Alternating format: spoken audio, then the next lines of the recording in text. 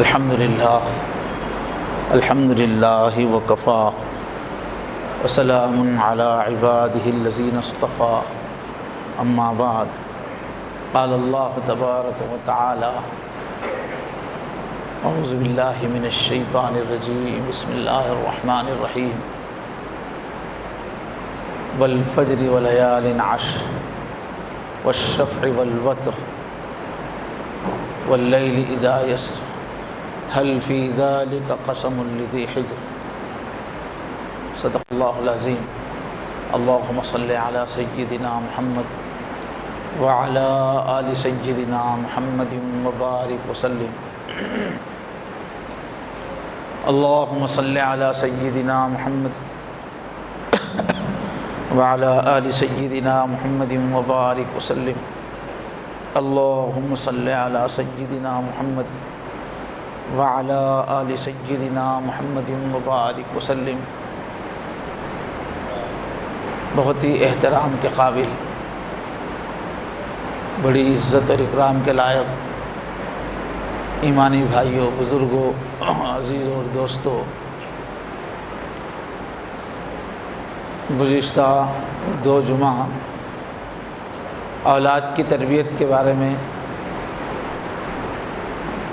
کچھ تجربے کی باتیں پیش کی گئی تھی۔ اب چونکہ بقرعید کے دن قریب آ گئے ہیں اور یہ بہت ہی قیمتی موقع ہے، اس سے متعلق 2-3 بیان ہوں گے اور اولاد کی تربیت کے کچھ اور موضوعات باقی ہیں، انشاءاللہ بعد میں اس کا ذکر کریں گے۔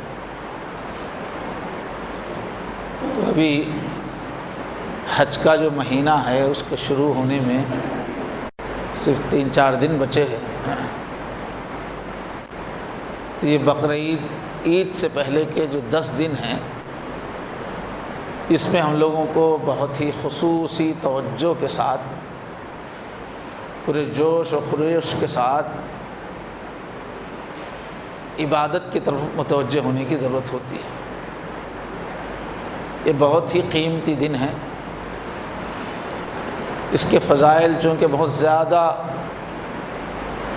بولے نہیں جاتے، ذہنوں میں ہے نہیں، اس وجہ سے ان 10 دنوں کے بارے میں کافی ناقدری ہم لوگوں کے اندر پائی جاتی ہے، ورنہ یہ 10 دن بہت قیمتی ہے۔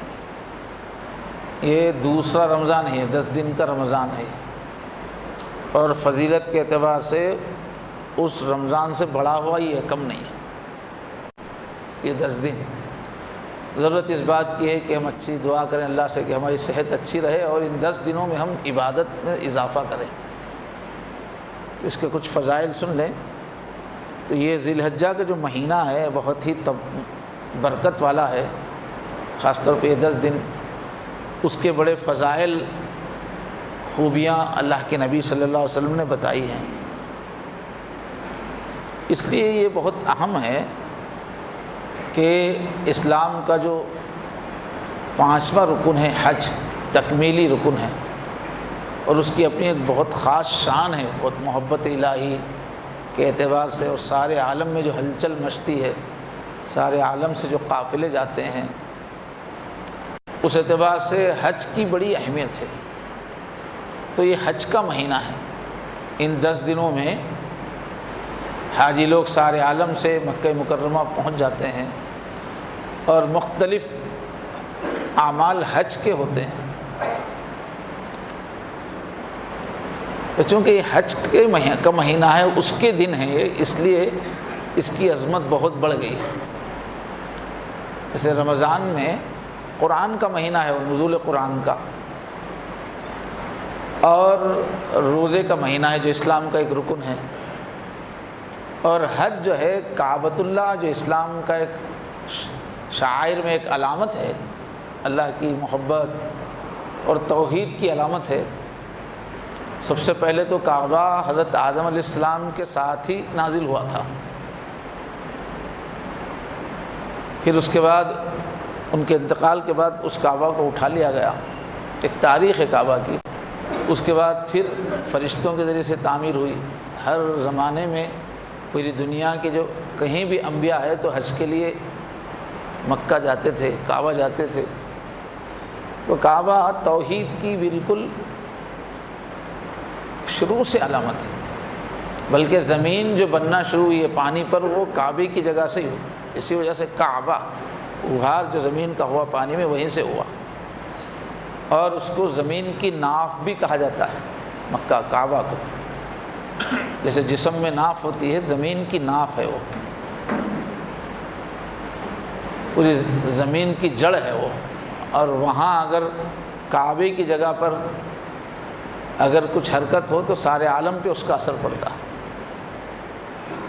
اور انسانوں کو روزی بھی کعبۃ اللہ کے راستے سے دی جاتی ہے۔ قرآن میں فرمایا قیام للناس و امنا، انسانوں کے قیام کا ذریعہ ہے، وہ وجود کی بقا کا ذریعہ ہے، اور سارے عالم کے امن کا بھی ذریعہ ہے، اس لیے اس کو حرم کہتے ہیں۔ تو روزی جو نازل ہوتی ہے حدیث میں آتا ہے کہ آسمان سے بیت المعمور ہے وہاں سے روزی اترتی ہے، کعبہ میں اترتی ہے، پھر کعبہ کے ذریعے سے دنیا میں جہاں جہاں مسجدیں ہیں وہ کعبۃ اللہ سے جڑی ہوئی ہوتی ہیں، ان کا روحانی کنیکشن، پھر ہر محلے کی مسجد سے جو مصلی آتے ہیں ان کے ذریعے سے پھر گھروں تک روزی پہنچتی ہے، یعنی حلال روزی ہے یہ، حرام روزی کا کوئی حساب نہیں۔ تو انسانوں کو روزی ملنے کا ذریعہ بھی، امن کا ذریعہ بھی کعبہ ہے، اور روز اول سے توحید کی، ایک اللہ کی عبادت کی علامت ہے۔ اس کعبے کی طرف سارے مسلمانوں کا رجوع اسی مہینے میں ہوتا ہے، اس وجہ سے بہت زیادہ اہمیت ہے ان 10 دنوں کی، انسانیت کو ان کے مرکز سے جوڑا گیا ہے۔ دنیا کے بت کدے میں پہلا وہ گھر خدا کا، ہم اس کے پاسباں ہیں، وہ پاسباں ہمارا۔ تو چونکہ کعبے کی بہت اہمیت ہے، حج کی بہت اہمیت ہے، اور قربانی بھی اس میں ہوتی ہے جو بہت بڑا عمل ہے، انسانی تاریخ کا ایک بہت بڑا عمل ہے کہ حضرت ابراہیم اپنے اکلوتے لاڈلے بچے کو صرف اشارہ پا کر اپنے ہاتھ سے اللہ کے نام پہ ذبح کرنے کے لیے تیار ہو جاتے ہیں، چھری پھیر دیتے ہیں، بہت بڑا عمل ہے یہ۔ تو اللہ تعالیٰ نے اس عمل کو قبول کیا اور پھر اس کو جاری کر دیا کہ اب باقی قیامت تک جتنے بھی اللہ کے چاہنے والے ہیں، مسلمان ہیں، وہ اللہ کے سامنے اپنی محبتوں کو، اپنے سارے رشتے ناتوں کو ویسے ہی قربان کریں جیسے حضرت ابراہیم نے اپنے بیٹے کو قربان کیا، تو اولاد کے بجائے جانوروں کی قربانی کریں۔ اچھا، جب سے انسانیت کی ابتدا سے دین میں قربانی کا بہت بڑا درجہ ہے، پورے جب سے بھی دین، مختلف مذاہب بھی جو ہیں پرانے، ان سب میں قربانی کا بہت بڑا درجہ ہے، نماز اور قربانی، اسی کو لوگوں نے نماز اور نیاز بنا دیا، قربانی۔ فَصَلِّ لِرَبِّكَ وَانْحَرْ، اپنے رب کے لیے نماز پڑھو اور قربانی دو تو تمہارا دشمن برباد ہو جائے گا، ان شانیہ کا هو الابتر۔ تو اللہ تعالیٰ کی عبادت میں، بندگی کے اظہار میں انسانیت کی ابتدا سے قربانی ہے، اس لیے کہ شروع سے ایک دم ابتدا سے اللہ نے زراعت اور جانوروں کا پالنا، یہ بنیادی پیشے ہیں انسان کی روزی کے، اللہ نے جانور دیے اور پھر زراعت دی۔ تو یہ جانور جو ہیں، اور زراعت بھی پھر جانوروں کے ذریعے سے ہی ہوتی ہے، تو جانور بہت بڑا ذریعہ رہے ہیں شروع سے اللہ انسان کے لیے جینے کا۔ تو جانوروں میں سے انسان جو ہے قربانی دے کر اللہ تعالیٰ کو خوش کرتا ہے کہ یہ جو آپ نے جانور دیے ہیں یہ میں آپ کی خدمت میں پیش کرتا ہوں۔ تو بالکل انسانیت کی ابتدا سے قربانی خاص عمل ہے، بلکہ ساری عبادتوں میں سب سے بڑا عمل رہا ہے قربانی۔ اور پہلے تو قربانی دیتے تھے تو آسمان سے آگ آ کے جلاتی بھی تھی، اس کو قبولیت باضابطہ ظاہر ہوتی تھی۔ تو شروع سے قربانی اہم ہے، پھر حضرت ابراہیم علیہ السلام نے جو کیا تو پھر اللہ نے اس کو قیامت تک جاری کیا۔ اس میں انسانوں کی بہت بڑی تربیت ہے قربانی کے اندر۔ تو یہ دو عمل، حج کا عمل اور پھر قربانی کا عمل، جو بہت ہی بڑے عمل ہیں اور ایک ساتھ پوری دنیا میں ہوتے ہیں، پوری دنیا کے لوگ مل کے کرتے ہیں، اس لیے یہ دن اللہ کے نزدیک بہت ہی رحمت کے دن ہے۔ ساری دنیا سے حاجی لبیک لبیک کہہ کے آ رہے ہیں، اپنے گھروں کو، خاندانوں کو چھوڑ کر، اپنے اہل اولاد کو چھوڑ کر، فقیروں جیسا لباس پہنے ہوئے ہیں، بغیر سلا ہوا لباس، یعنی اللہ کے چاہنے والے بن گئے۔ ان کو اپنی زیب اور زینت سے دلچسپی نہیں ہے، ایسا لباس، بس ایک چادر لپیٹ لی ہے، ایک چادر اوڑھ لی ہے جسم کی حفاظت کی خاطر، بس باقی لباس کا کوئی رنگ ہی نہیں، لباس کی کوئی خوبصورتی کا کوئی اہتمام نہیں، بس بدن چھپا لیا ہے، اور اللہ کے دیوانے بن کے پوری دنیا سے آ رہے ہیں لبیک لبیک کہتے ہوئے۔ پھر اس میں عاشقوں کی طرح کنگھی انگھی بھی نہیں کر رہے ہیں، جوں وغیرہ بھی، پہلے زمانے میں جوں کا مسئلہ بہت ہوتا تھا، جوؤں کا، جوں بھی نہیں مار رہے ہیں، بال بھی خوشبو بھی نہیں لگا رہے ہیں، اس لیے کہ جو اللہ کی محبت میں ڈوبا ہوا ہے اس کو بننے سے، سجنے سے، سنورنے سے کیا مطلب؟ تو خوشبو بھی چھوڑ دی اور جسم کا اور مینٹیننس بھی بہت سارا چھوڑ دیا، گویا یاد الہی کا غلبہ ہوگا، اتنا لمبا سفر۔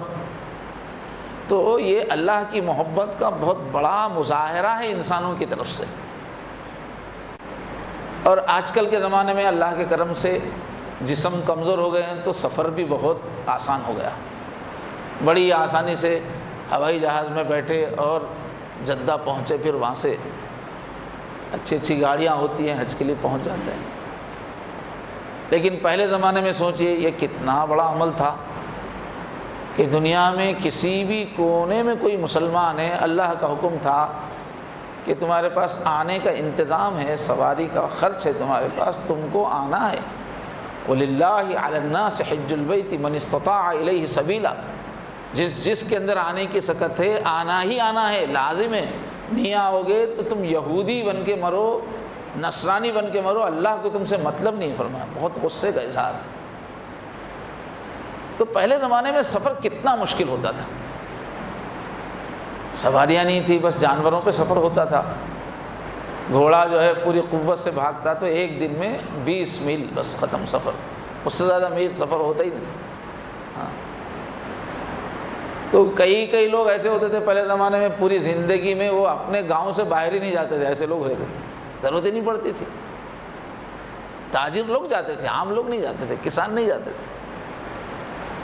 تو سفر ایک بہت بڑا مشکل معاملہ تھا پہلے کے زمانے میں، جنگلات میں سے جانا پڑتا تھا، سیکورٹی نہیں۔ آج کیا ہے ماشاءاللہ کہ کہیں بھی چلے جائیے کہیں ڈاکو نہیں ہے، اس لیے کہ حفاظت بہت زبردست ہے، راستوں پہ بہت بڑی تعداد۔ پہلے ایک قافلہ جا رہا ہے دور دور تک، کہیں کوئی اور بھیڑ نہیں ہے تو آسانی سے ڈاکو اپنے ڈاکوؤں کا بنا کے رکھتے تھے، گروپ بناتے تھے، مسافروں کو لوٹتے رہتے تھے۔ تو سفر کا مطلب ہوتا تھا جان کو خطرے میں ڈالنا، اور پھر کعبہ تک پہنچنا ہے، پہاڑی سلسلوں سے گزرنا پڑتا تھا، گھنے جنگلات سے گزرنا پڑتا تھا، درندوں کے علاقوں سے گزرنا پڑتا تھا، پانی سے گزرنا پڑتا تھا، صحراؤں سے گزرنا پڑتا تھا۔ سمندر سے گزر رہے ہیں تو بادبان کی کشتیاں ہوتی تھی، صرف کپڑا، سمندری طوفانوں سے مقابلہ۔ پھر سمندر میں بیماریاں آتی ہیں، مسلسل جو ہے چکر آتا ہے، بیماریاں آتی ہیں، سمندر کی بیماریاں الگ ہیں، جنگلات کی بیماریاں الگ ہیں، اور جنگلوں کے اندر جو مچھر مختلف قسم کے کیڑے ہوتے ہیں اس سے الگ الگ بخار بیماریاں۔ پہلے زمانے میں سفر بہت بڑی چیز تھی۔ اب ہر ایک کو حکم ہو رہا ہے، عورت بھی ہے جس نے زندگی میں کبھی سفر ہی نہیں کیا، وہ بھی جا رہی سفر پہ حج کے لیے۔ تو بہت حاجیوں کو بہت مشکلات اٹھانی پڑتی تھی، کتنے گھروں سے نکلتے تھے تو کعبے تک پہنچ ہی نہیں سکتے تھے، راستے میں ہی لٹ پٹ جاتے تھے، اور کتنے ایسے ہیں کہ پہنچ گئے واپسی میں ختم ہو جاتے تھے۔ اس لیے حاجیوں کو پہلے بہت رو دھو کے ودا کیا جاتا تھا، اس لیے کہ مر جانے کا زیادہ امکان رہتا تھا۔ تو بہرحال یہ ایک بہت بڑی ایکٹیویٹی ہے، اللہ کی محبت کا اظہار بہت ہی بڑے پیمانے پہ ہے یہ، کہ دنیا کے چپے چپے سے ہر انسان، عورت، مرد، کمزور، زندگی بھر کا پیسہ جمع کر کر کے نعرے لگاتے ہو جا رہے ہیں، لبیک اللہم لبیک، لبیک لا شریک لک لبیک۔ تو یہ جو سین ہے نا، پوری دنیا سے انسان جا رہے ہیں اللہ کی محبت میں اتنی قربانیوں کے ساتھ، ظاہر یہ اللہ کی رحمت کو جوش میں لانے والا، پوری کائنات جوش میں رہتی ہے کہ کیا اللہ کی بڑائی کا اظہار کر رہا ہے انسان، اللہ کو دیکھا نہیں مگر کیا کیا کر رہا ہے اللہ کے واسطے۔ اس وجہ سے یہ جو دن ہیں جب قافلے جا رہے ہیں، حج کے مختلف وہاں امور ہو رہے ہیں، یہ اللہ کی رحمت کے بہت ہی پرجوش ہونے کا وقت ہے، یہ انسانیت پر بڑے بڑے اللہ کے کرم ہونے کا وقت ہے یہ۔ تو جو جا رہے ہیں ان کے لیے تو قیمتی ہے ہی، قدم قدم پہ ان کے لیے بڑے بڑے وعدے ہیں، لیکن جو ایمان والے، اللہ کو ماننے والے اپنی اپنی بستی میں ہیں، ان کے لیے بھی ان کا ساتھ دینے کا وقت ہے کہ وہ تو نکل کر سفر کر کے محبت کا اظہار کر رہے ہیں، آپ اپنی مجبوری سے نہیں نکل پا رہے ہیں، لیکن ان کا ساتھ تو دیجیے عملاً، آپ بھی اللہ کی محبت میں زیادہ عبادت کیجیے ان دنوں میں۔ جب وہ اتنی بڑی مشکل اٹھا رہے ہیں تو آپ اپنے مقام پہ رہ کر ان کا ساتھ دیجیے، زیادہ سے زیادہ عبادت کیجیے۔ اچھا، اللہ کی رحمت ایسی ہے جب ان پہ برسے گی تو فرمایا کہ جو نیک لوگ ہوتے ہیں ان کی محفل میں بیٹھنے والا بھی بدبخت نہیں ہوتا، بخاری شریف میں، ہم القوم لا یشقی جلیسہم، کوئی ایسے آ کے بیٹھ گیا نیکوں کی محفل میں تھوڑی دیر کے لیے تو جو رحمت ادھر برستی ہے ادھر بھی برستی ہے۔ تو حاجیوں پر جب رحمت برس رہی ہے، انہی دونوں میں جو لوگ حج کے لیے نہیں گئے، اپنے مقام پر ہیں مگر عبادتیں زیادہ کر رہے ہیں، ان پہ بھی خصوصی رحمتوں کی بارش ہوتی ہے۔ جب رحمت ہی کا موڈ ہے تو سب پہ ہی رحمت ہوتی ہے، اس لیے یہ 10 دن بہت قیمتی ہیں۔ اللہ کرے کہ مجھے اور آپ کو یہ یاد رہے، سمجھ میں آئے۔ ہم لوگ کیا ہے، ماحول کے دیکھا دیکھی عبادتیں کر لیتے ہیں، ماحول نہیں ہے تو نہیں کرتے، چاہے وہ چیز کتنی قیمتی ہو۔ تو رمضان کی طرح کا ماحول چونکہ نہیں ہے تو اکثر لوگ یہ 10 دن غفلت سے ہی گزارتے ہیں، حالانکہ حقیقت میں یہ دن بہت قیمتی ہے، اللہ کی رحمت پورے جوش میں، یہ لوٹنے کا وقت ہے اللہ کی رحمت کو۔ تو بہرحال جاہلیت کے زمانے میں بھی یہ ان دنوں کی بڑی عظمت تھی، بڑی بڑی لڑائیاں عرب لوگ روک دیتے تھے، اسلام نے بھی اس کی عظمت کو باقی رکھا ہے پورا مہینہ۔ تو سارا مہینہ ہی برکت والا ہے، لیکن اس کے شروع کے جو 10 دن ہیں وہ خصوصیت سے برکت والے ہیں۔ تو اس کی عظمت کو، اہمیت کو بتانے کے لیے قرآن مجید میں اللہ نے قسم کھائی ہے ان دنوں کی، والفجر، قسم ہے فجر کی، ولیال عشر، اور قسم ہے 10 راتوں کی، والشفع والوتر، اور طاق دن کی، جفت جن کی۔ طاق جو ہے جس کو ہم ڈیوائڈ نہیں کر سکتے، 3 ہے 5 ہے، اس کو طاق کہتے ہیں، اور جس کو تقسیم کرتے ہیں 2 4 6 اس کو جفت کہتے ہیں۔ تو طاق کی اور جفت کی دونوں کی اللہ نے قسم کھائی ہے۔ تو چونکہ عربوں میں اس کی عظمت مسلم تھی تو اللہ نے آگے کا مضمون بیان کرنے کے لیے ان دنوں کی قسم کھائی ہے۔ تو 10 دن، لیال عشر سے مراد ہے 10 راتیں، ان 10 دنوں کی 10 راتیں جو ہے ان کی اللہ نے قسم کھائی ہے۔ اور طاق سے مراد جو ہے 9 تاریخ جو ہے اس مہینے کی، جو طاق ہے تو وہ عرفات کا دن ہے، وہ عرفے کا دن ہے، جس کی بہت اہمیت ہے، جس میں بہت زیادہ گناہوں کی مغفرت ہوتی ہے۔ شیطان روتا پیٹتا رہتا ہے کہ ساری زندگی جو ہے میں نے لوگوں کو گناہ کروا کروا کے دوزخی بنایا، اور آج بہت بڑی تعداد میں سب کی مغفرت ہو رہی ہے۔ تو بہت زیادہ مغفرت 9 تاریخ کو ہوتی ہے، عرفے کے دن، تو اس کی الگ سے قسم کھا رہے اللہ تعالیٰ۔ اور جو عید کا دن ہے 10 تاریخ جو ہے، قربانی کا جو دن ہے، اس کی قسم کھا رہے اس لیے کہ اس کی خصوصی اہمیت ہے۔ تو اس کی عظمت مختلف طرح سے اللہ نے ظاہر کی ہے۔ ایک حدیث شریف ہے ابو داؤد کی، حضرت ابن عباس رضی اللہ عنہ سے روایت ہے، ما من ایام العمل الصالح فیہا احب الی اللہ من ہذہ الایام، کہہ رہے ہیں کہ دنوں میں کوئی بھی دن ایسے نہیں ہیں جن میں نیکی کرنا ان دنوں سے زیادہ اللہ کو پسندیدہ ہے۔ ان دنوں میں جو نیکی کرے وہ نیکی اللہ بہت محبت سے قبول کرتے ہیں، ویسی محبت سے نیکی کو سال بھر میں کبھی بھی قبول نہیں کرتے۔ اس میں رمضان بھی آ گیا، یعنی رمضان سے افضل ہو گئی یہ دن،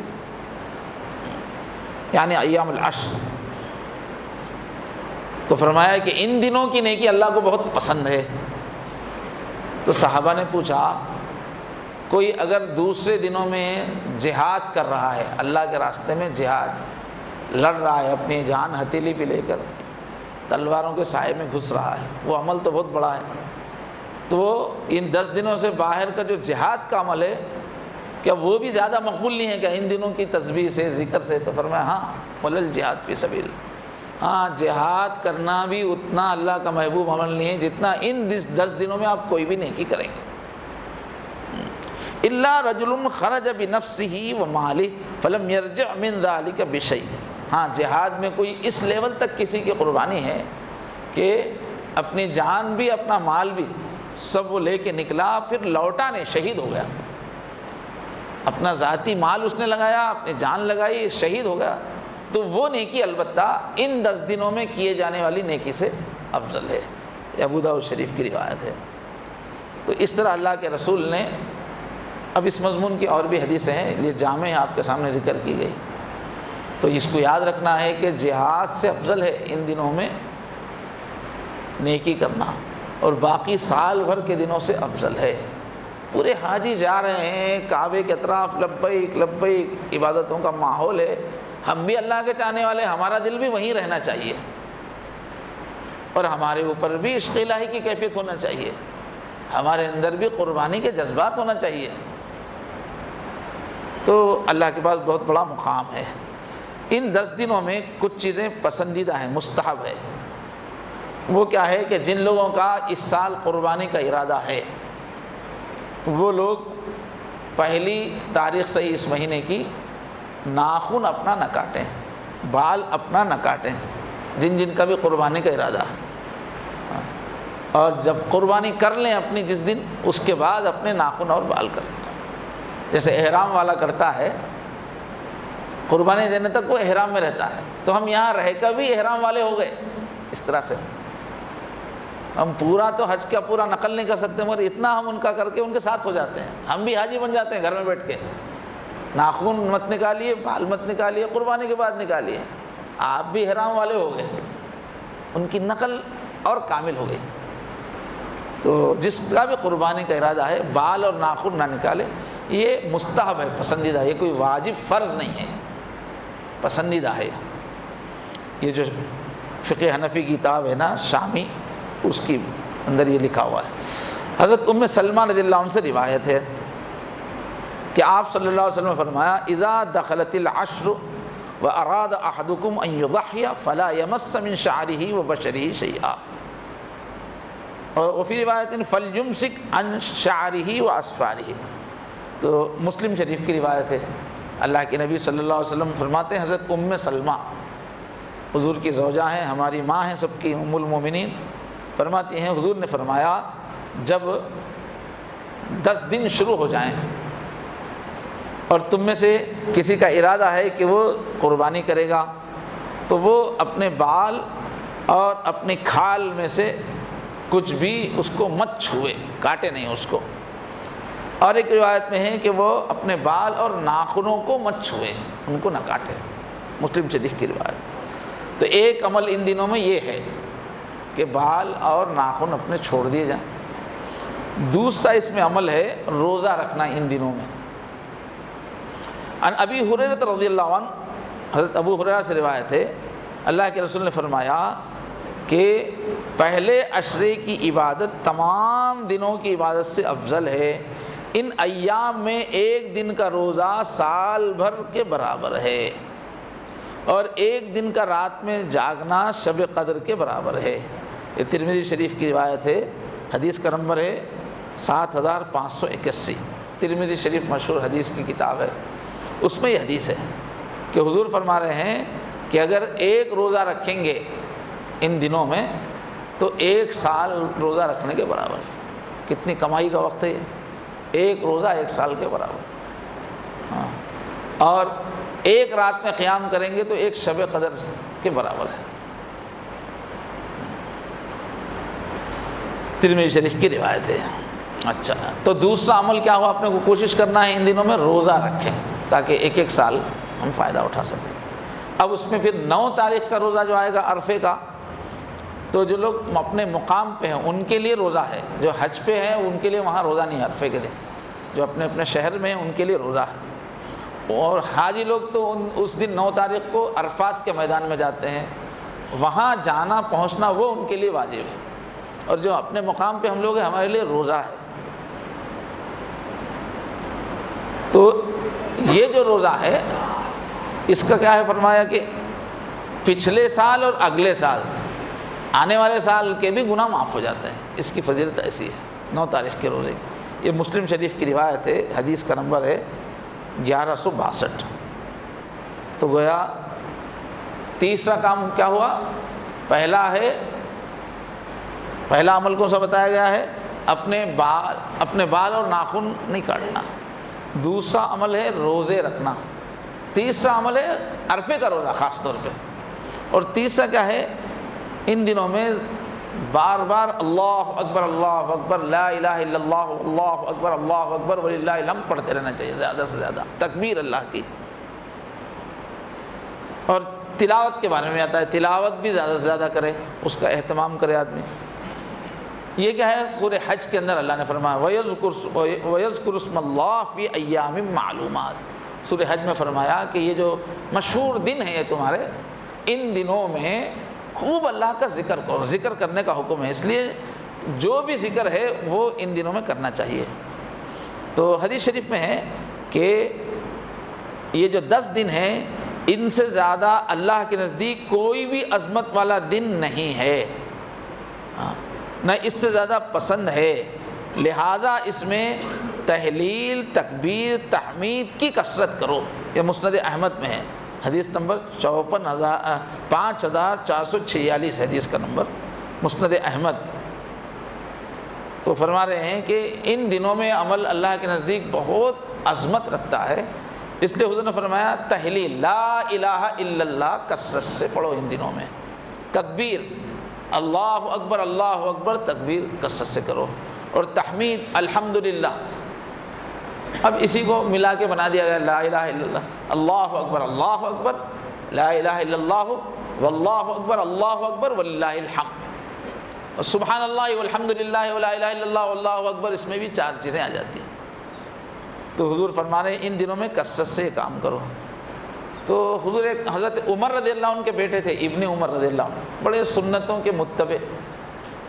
تو ان دنوں میں کیا کرتے تھے، وہ لوگ جو بازار میں مشغول ہیں، بزنس میں، کاروبار میں، ان کو توجہ دلانے کے لیے بازار میں گھومتے تھے، بغیر گھومتے ہوئے تسبیح زور زور سے پڑھتے تھے، اللہ اکبر، تاکہ لوگ، وہ چونکہ صحابی تھے، لوگوں کے دل میں ان کی بڑی عظمت تھی، تاکہ سب لوگ بھی تسبیح کریں، ذکر کریں۔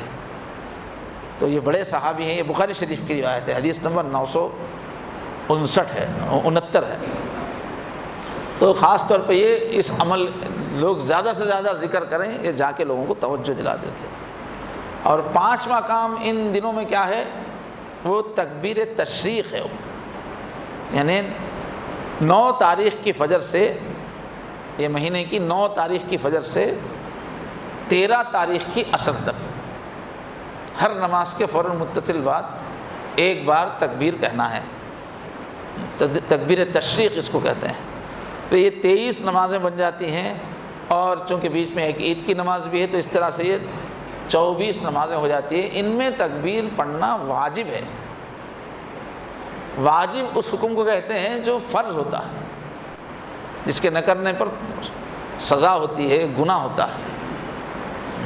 البتہ راس جو چیز قرآن سے اور احادیث مشہورہ سے، مشہور حدیثوں سے، ایک لیول ہے حدیث سے جو ثابت ہوتی ہے، اس کے لیے فرض کا لفظ استعمال ہوتا ہے، اور باقی احادیث سے جو چیز لازم ہو جاتی ہے اس کو واجب کہا جاتا ہے۔ تو تکبیر پڑھنا واجب ہے۔ مرد حضرات جماعت کے بعد ایک مرتبہ آواز سے پڑھیں گے، جماعت کی نماز کے بعد سب مل کے آواز سے پڑھیں گے. اور اکیلا آدمی ہے یا عورتیں ہیں تو یہ آہستہ آہستہ پڑھیں گے, عورتیں بڑی آواز سے نہیں پڑھیں گی. اور یہ حکم سب کو ہے, چاہے شہر کے لوگ ہوں, چاہے گاؤں کے لوگ ہوں, چاہے عورتیں ہوں, چاہے مرد ہوں, چاہے قربانی اس سال دینے والے ہوں, چاہے قربانی نہ دینے والے ہوں, تکبیر کا پڑھنا سب کے لیے یہ واجب ہے ایک دم. اور اگر امام صاحب پڑھنا بھول گئے تو مقتدی میں سے کوئی بھی پڑھ دیں تو سب کو پھر یاد آ جائے گا. البتہ کسی نماز میں ہم پڑھنا بھول گئے تو اس کی قضا نہیں ہے, واجب تھا تو قضا کرے نہیں, بس بھول گئے تو چھوڑ دیجئے. اور اس حدیث سے کیا, اور پچھلی حدیث سے کیا معلوم ہوتا ہے, چھٹا عمل جو کرنے کا ہے ان 10 دنوں میں وہ ہے راتوں کی عبادت, شب بیداری. چونکہ حضور کیا فرما رہے ہیں, شب قدر سے بھی افضل ہے فرما رہے ہیں, کہ برابر ہے فرما رہے ہیں. تو اس واسطے ان دنوں میں راتوں کی عبادت کا اہتمام کرنا چاہیے, خاص طور پر 8ویں رات, 9ویں رات اور 10 کی رات, ان کی الگ سے خصوصیت ہے. حضرت ابو امامہ رضی اللہ عنہ سے روایت ہے, فرماتے ہیں حضور نے ارشاد فرمایا, جس نے دونوں عیدوں کی راتوں کو ثواب کے یقین کے ساتھ زندہ رکھا اس کا دل اس دن بھی مردہ نہیں ہوگا جب سب لوگوں کے دل مردہ ہو جائیں گے, یعنی قیامت کے دن. یہ ابن ماجہ کی روایت ہے, حدیث نمبر 1782. یعنی عید کی شب, کل عید ہونے والی ہے, چاہے عید الفطر سے پہلے کی رات ہے, یہ عید الضحیٰ سے پہلے کی رات ہے, حضور اہتمام سے فرما رہے ہیں کہ ان راتوں میں عبادت کرو. اچھا, اور ایک حدیث حضرت معاذ رضی اللہ عنہ سے, آپ نے فرمایا جس شخص نے 5 راتیں زندہ کی, یعنی اس میں عبادت کی, تو جنت اس پر واجب ہے. 5 راتیں, ایک ہے یہ 10 میں سے 8ویں رات, 9ویں رات اور بقرعید کی رات, اور عید الفطر کی رات, اور 15 شعبان کی رات. یہ الترغیب والترہیب مشہور ایک کتاب ہے, اس کے اندر یہ حدیث ہے. اور ایک کام اس میں کیا کرنا ہے, ان 10 دنوں میں عید آئے گی, انہی دنوں میں 10واں دن آئے گا, تو عید کی 2 رکعت جو ہے وہ شکرانے کی, وہ ایک عمل ہے, اس میں 7واں عمل ہو گیا.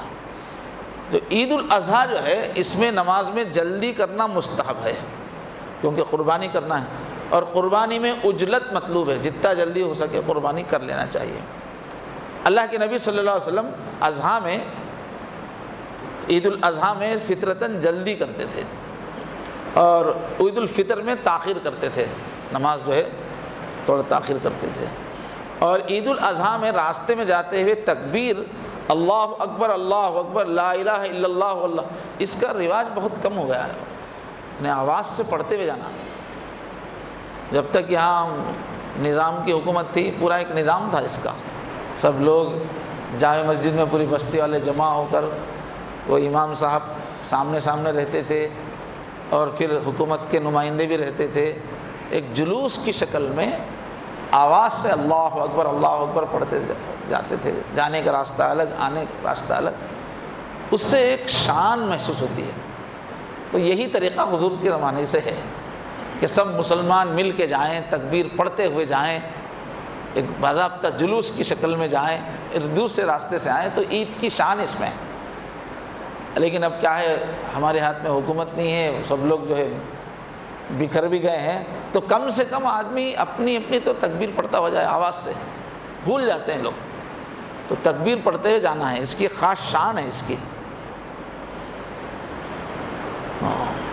اور ایک اس کے اندر جو عمل ہے وہ ہے قربانی. یہ 10 دنوں میں جو کرنے کا جو عمل ہے, یعنی 10ویں تاریخ سے ہے اس کی شروعات. یہ تو بہت بڑی عبادت ہے, اور حدیث میں آتا ہے کہ ان دنوں میں اس سے زیادہ بڑی اور محبوب کوئی عبادت نہیں ہے. یہ حضرت ابراہیم علیہ السلام نے جو اپنی محبت کو قربان کر دیا, فدا کر دیا اپنے آپ کو, اس کی نشانی ہے یہ. حضرت عائشہ رضی اللہ تعالیٰ عنہ سے روایت ہے, حضور نے فرمایا کہ یوم نحر کے دن خون بہانے سے بڑھ کر کوئی عمل اللہ کے نزدیک محبوب نہیں ہے. جو قربانی کے دن ہیں ان میں سب سے بڑی نیکی قربانی کرنا ہی ہے. قربانی کا جانور کیسا ہو, خیر یہ تو آگے ہے. تو قربانی جس ہم جانور کی دیتے ہیں وہ سینگوں کے ساتھ, بالوں کے ساتھ, کھروں کے ساتھ وہ ہمارے قیامت میں ساتھ آئے گا، وہ ہمارے پاس آئے گا، تو اچھا رہے گا تو زیادہ ثواب رہے گا۔ مگر دکھاوا، نمائش وہ ایک شروع ہو گیا مختلف شہروں میں، وہ بہت غلط ہے۔ تو جس جانور کی ہم قربانی کر رہے ہیں، فرمایا اس کا خون کا خطرہ زمین پہ گرنے سے پہلے مغفرت ہو جاتی ہے کرنے والے کی، اس لیے خوش دلی سے قربانی کرو، حضور نے فرمایا خوشی سے کرو۔ یہ ترمذی شریف کی روایت ہے، 1493 اس کا نمبر ہے۔ زید بن ارقم سے روایت ہے، حضور پاک صلی اللہ علیہ وسلم سے پوچھا گیا ما هذه الاضاحی یا رسول اللہ، یہ قربانیاں کیا ہے؟ تو فرمایا کہ یہ تمہارے باپ ابراہیم کی سنت ہے، سنت ابیکم ابراہیم۔ پھر پوچھنے والے نے پوچھا کہ اس سے ہم کو ملتا کیا ہے؟ فرمایا بکل شعرۃ حسنہ، شعرۃ حسنۃ، ہر بال کے پیچھے ایک نیکی ملے گی۔ یہ ابن ماجہ کی روایت ہے۔ چنانچہ قربانی ہر عقل مند، پاگل نہیں ہے، عقل مند مسلمان ہے، بالغ ہے، بالغ ہو گیا ہے، مقیم ہے، اپنے شہر میں ہے، سفر میں نہیں ہے، اس پر واجب ہے۔ تو 52.5 تولہ چاندی، یہ پرانا تولہ ہے، یہ 12 ماسے کا جو ہوتا تھا وہ تولہ ہے، اب 10 کا پکڑیں گے تو حساب چینج کر لیجئے اس میں۔ تو پرانے 52.5 تولہ چاندی یا اس کے قیمت کا مال، اصلی جو ضروری چیزیں ہیں ان سے بڑھ کر گھر میں ہیں، ضرورت سے زائد سامان ہے، اپنے رہنے کے مکان کے سوا کوئی اور مکان ہے یا کوئی پلاٹ ہے، تو ایسے آدمی پہ قربانی دینا واجب ہے۔ اس میں کیا ہے، زکوٰۃ میں 1 سال گزر چکا ہو مال پر ہے، اس میں گزرا یا نہیں گزرا، اگر اتنا زکوٰۃ والا مال ہے آپ کے پاس، زکوٰۃ کے برابر یعنی 52.5 تولہ چاندی کی قیمت کا کوئی بھی سامان آپ کے پاس ہے، گھر میں ہے، حاجات اصلیہ سے بڑھ کر ہے، یعنی آپ اپنی چلانے کی اسکوٹر ہے اس کو شامل نہیں کریں گے، جو ضروری حاجات سے ہٹ کے آپ کے پاس ساز و سامان ہے گھر میں اچھا خاصا، تو اگر وہ زکوٰۃ کے مال سے زیادہ ہے تو قربانی واجب ہے۔ قربانی کے دن مقرر ہیں، 10 تاریخ، 11 تاریخ، 12 تاریخ۔ پہلا دن سب سے افضل ہے، دوسرا دن اس کے بعد افضل ہے، تیسرا دن اس کے بعد افضل ہے۔ رات میں بھی رات میں بھی قربانی کر سکتے ہیں، جائز ہے مگر پسندیدہ نہیں ہے، کراہت ہے۔ اور شہر کے جو لوگ ہیں وہ عید کی نماز ہونے کے بعد قربانی کریں گے، اور دیہاتیوں کو اجازت ہے کہ فجر کے طلوع کے بعد کر سکتے ہیں وہ لوگ، کیونکہ وہاں پر نماز نہیں ہوتی دیہات کے اندر، ان کو فجر کے ساتھ ہی کرنے کی اجازت ہے۔ اور ان دنوں میں کرنے کا جو عمل ہے وہ ہے حج اور عمرہ، تو عشرے کے سب سے عظیم اعمال ہے۔ اور اس کے بارے میں فرمایا کہ حاجی آدمی، عمرہ کرنے والا، وہ زبان پہ کنٹرول رکھے، گالی مت دے، فسق و فجور کی بات نہ کرے، جنسی بات نہ کرے، ریاکاری اس میں بالکل شامل نہ ہو۔ حضور نے فرمایا ایک زمانہ آئے گا لوگ دکھاوے کے لیے حج کریں گے، دکھاوے کے لیے عمرے کرنے والے بہت ہو جائیں گے، تو اپنے عمل کو ٹٹولنا چاہیے۔ ان کا مقابلہ، چلو ہمارے چاچی بھی چلے گئے نا، ہمارے دادا بھی تایا بھی چلے گئے، ہم بھی وہی لیول کے ہیں، یعنی اپنا اسٹیٹس بتانے کے لیے حج کر رہے لوگ، ہم بھی مالدار ہو گئے، ہم بھی ایک لیول پہ آ گئے، عمرے کر رہے ہیں لوگ، تفریح کے لیے کر رہے ہیں۔ تو ضرورت اس بات کی ہے کہ پہلے نیت سیدھی کر لیں کہ میں صرف اللہ کے لیے کر رہا ہوں، اللہ کو راضی کرنے کے لیے، میرے اللہ کے دیدار کا شوق ہے مجھے، تو دیدار تو نہیں ہو سکتا، کم سے کم ان کے گھر کے دیدار، اور میرے اللہ نے اپنے گھر بلایا ہے تو اس لیے میں جا رہا ہوں۔ نیت سیدھا کر لے بس تھوڑی دیر کے لیے۔ حج اور عمرہ جو ہے اس کا ثواب تو بہت عظیم ہے، اور حضرت ابو ہریرہ سے روایت ہے، فرمایا عمرے سے عمرے تک کے گناہوں کا کفارہ ہے، ایک عمرہ کرنے کے بعد جب دوسرا عمرہ کریں گے آپ، 20 کے گناہوں کا وہ کفارہ ہو جاتا ہے، چھوٹے گناہوں کا۔ اور مقبول حج کی جزا جنت ہے، یہ بخاری شریف کی روایت ہے۔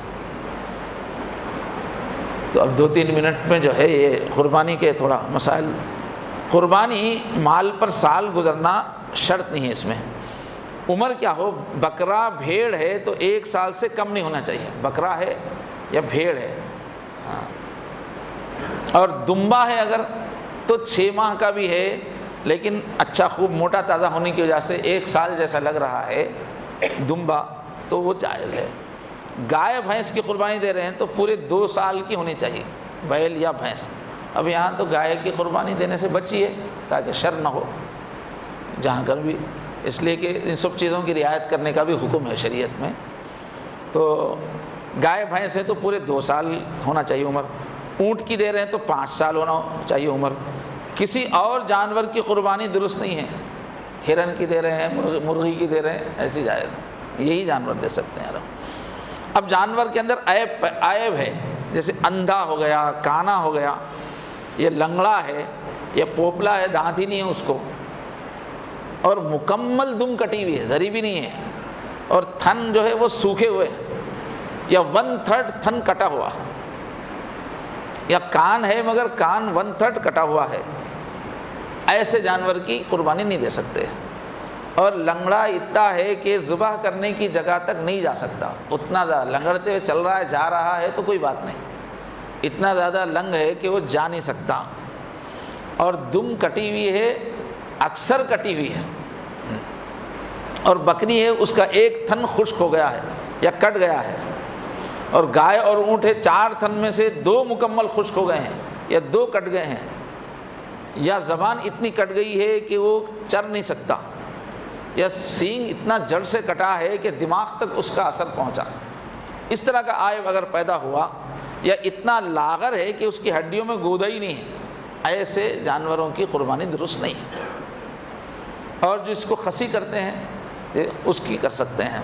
اور گابھن ہے، اگر ولادت سے بالکل قریب، پیٹ میں بچہ ہے، بالکل ولادت کے قریب ہے، تو اس کی قربانی کرنا مکروہ ہے، ناپسندیدہ ہے۔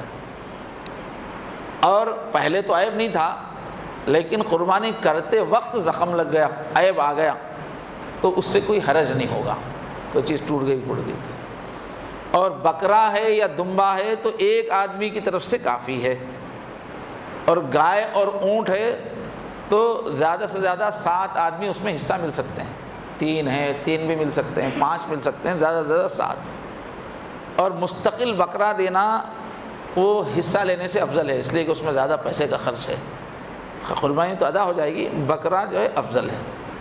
اور قربانی کے دنوں میں قربانی ہی واجب ہے، قربانی دینے کے بجائے اتنے پیسے میں صدقہ کروں گا تو وہ نہیں ہوگا، قربانی دینا پڑے گا۔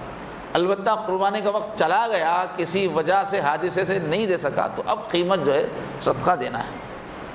اور پورے گھر کی طرف سے ایک قربانی نہیں چلے گی، بعض لوگوں کا مسلک ہے کہ پورے گھر سے بھی ایک بھی دے دے تو کافی ہے، لیکن فقہ حنفی، ہم لوگ سب حنفی ہیں، تو معمولی مسئلوں میں ایسے خام خواہ ان کے مسلک پہ نہیں چلنا چاہیے۔